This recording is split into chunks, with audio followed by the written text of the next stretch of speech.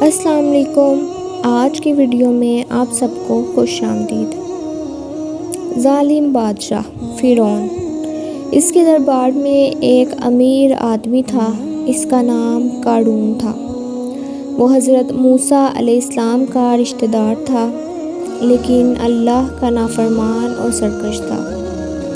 اسے فرعون نے بنی اسرائیل کو غلام بنانے کے لیے اپنا وزیر بنایا ہوا تھا۔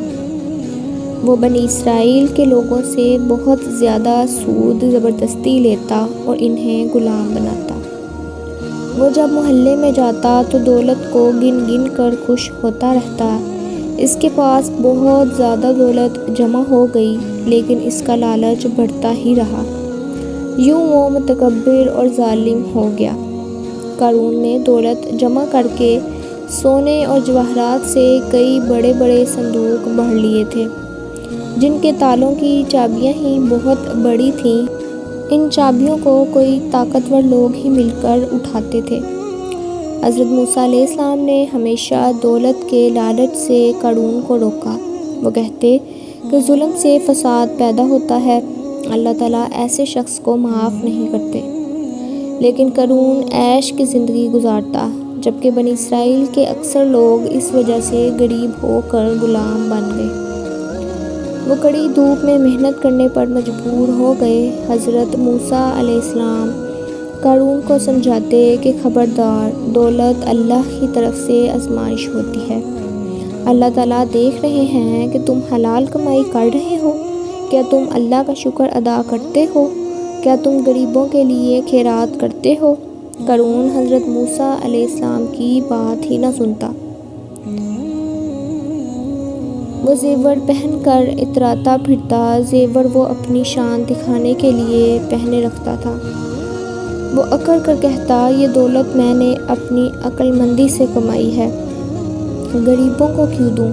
حضرت موسیٰ علیہ السلام نے قارون کو اللہ کا وہ عذاب یاد دلایا جو پہلے زمانے میں اللہ کے نافرمان لوگوں پر آیا کرتے تھے، لیکن اس پر کوئی اثر نہ ہوا۔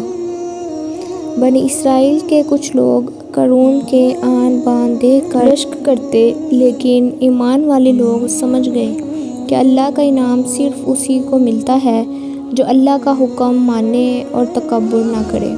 وہ سمجھ گئے کہ قارون کا انجام بہت زیادہ برا ہوگا۔ جب قارون فساد سے باز نہ آیا تو اس پر اللہ پاک کا عذاب آ گیا۔ ایک شام خوفناک زلزلہ آیا، زمین ہلنے لگی، لوگ گھبرا کر گھروں سے باہر نکل آئے اور دیکھا کہ قارون کا محل اور خزانوں کے کمرے زمین میں دھنس رہے ہیں۔ قارون کی اتنی دولت اسے اللہ کے عذاب سے بھی نہیں بچا سکی۔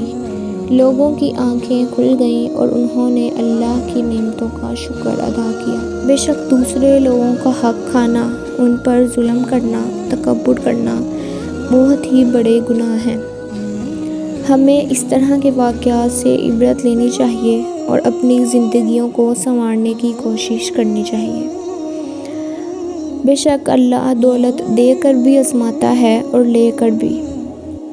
اللہ تعالیٰ ہم سب کو سیدھے راستے پر چلنے کی توفیق عطا فرمائے، آمین۔ اور اگر آپ کو یہ ویڈیو اچھی لگے گی تو اس کو لائک کر دیجیے گا اور میرے چینل کو سبسکرائب کر دیجیے۔ مجھے اپنی دعاؤں میں یاد رکھیے گا، اپنا بہت خیال رکھیے گا۔